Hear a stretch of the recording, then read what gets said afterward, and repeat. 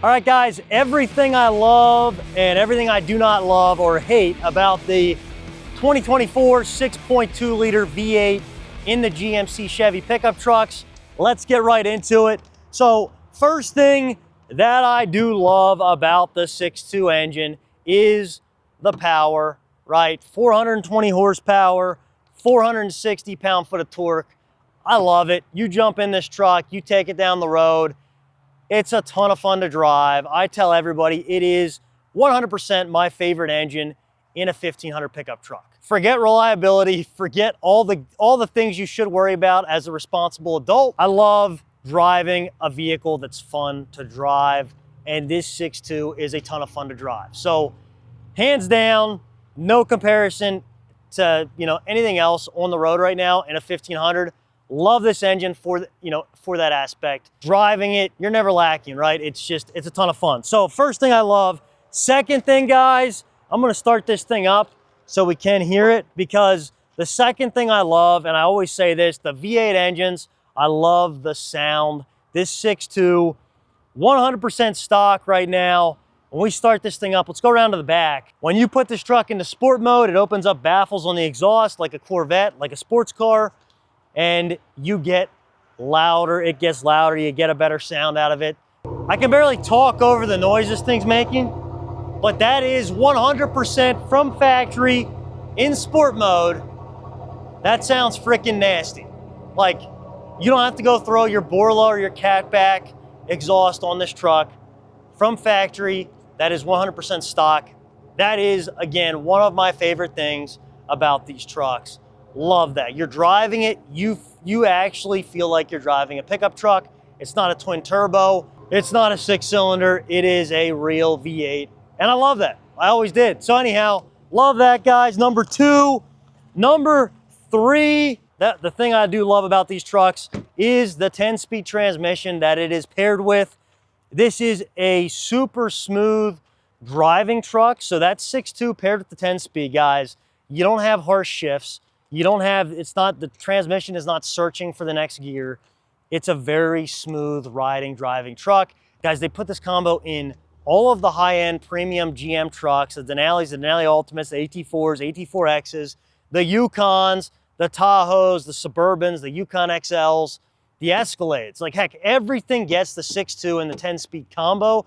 There's a reason for it. They're freaking awesome. Really, like, that combo is one of the best in the game. I love it. And honestly, and I say that because compared to the Fords, the transmission, the shift pattern is not quite as smooth, in my opinion. They're just not quite the same. The 6.2 with the 10-speed, love that. And then to the next point is the towing capacity or power with the 6.2 engine in a GM truck. The 6.2 V8 is your max towing engine. It's, you get max tow package. You want to get the most towing capacity. You got to get that 6.2. This is rated for the 6.2 V8 is rated for up to 13,200 pounds. That's a crap ton of weight that you can tow with this engine. You get a higher trim truck, that truck's a little bit heavier. You're not going to be able to tow 13,200 pounds with a Denali Ultimate or an AT4X. Your high trims.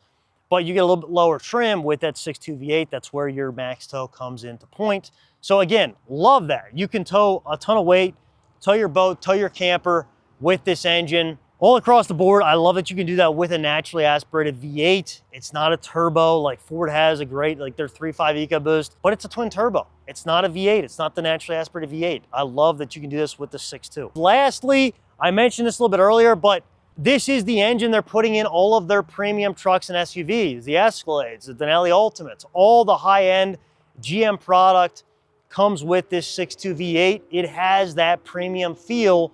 The 6.2 V8, the 10-speed trans, the active exhaust, like all the goodies you're getting with this engine, it definitely has the most premium feel.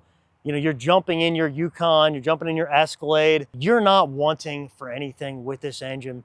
This is the engine you want to jump in and drive to Florida, right? Like, it is a ton of fun. You're not lacking, right? So anyhow, that's what I love about this truck, guys. And let's get into what I don't love. And first off, this is probably, it is the common trend right now. It's what everybody is looking into. They're like, oh my gosh, the 6.2 V8s. You had the recall come out, 21 to 24. you had, you know, and all of this stuff, it centers around lifter failures in this engine. And I guess the first thing to point out is, when I'll get into that in this, one of the other things I don't like, but that is the one, you know, bad mark on these trucks, on this 6.2 engine, that people are like, oh my gosh, they're freaking out, there's a recall, all this stuff. Guys, the first thing I want to say with that is that's been around since 2014. It all centers around the active fuel management, the cylinder deactivation. It's all federally mandated bull crap. Would this 6.2 liter V8 be that bad if it wasn't for that? I don't think so. But again, that is a concern. It's a valid concern. You buy one of these trucks with a 6.2 V8, there is a probably 10% chance you're gonna have lifter issues with it. Is it that much more than any other truck on the market? I don't think it is, honestly. Like the 5.0 V8s and the Fords, the 3.5 EcoBoost, the 5.3 V8s and a GM. All those engines have their issues. Number two, what I do not like about these trucks is that premium fuel is recommended.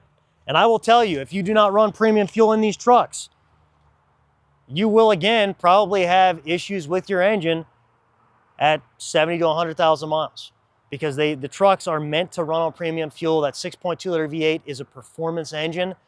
Your fuel economy will be better run on premium fuel. Your performance is going to be better. Your power is going to be better all the way around. And ultimately, if you just run regular fuel in this for the life of the truck, at some point you're going to experience rough idle. You're going to start hearing engine tap. All that stuff is caused by lower quality, lower grade fuel. 6.2 liter V8, run premium fuel in it. Again, cost of fuel is more, but you know, hey, you're paying for a premium truck, you're paying for a premium engine. I guess it's the cost of doing business, right? Number three, the negative about this engine is fuel economy. You're gonna get, you know, mid-teens in this truck. And I'll be honest, when I'm driving one of these trucks, I'm usually getting 13, 14 miles to the gallon because I'm not light on the pedal.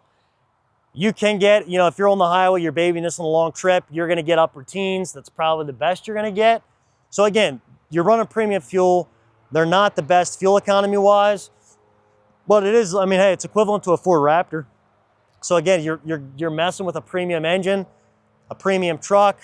Ford Raptor is going to get similar fuel economy. And then number four would be, again, back to the cylinder deactivation. The actual feel of driving with the cylinder deactivation, which is why I would buy the range fuel management device, plug it into my OBD, and takes care of all these issues. But if you don't do that, your cylinder deactivation is super clunky. And I have a ton of people that are like, oh my gosh, I have trans issues with my truck. It's like something's messed up.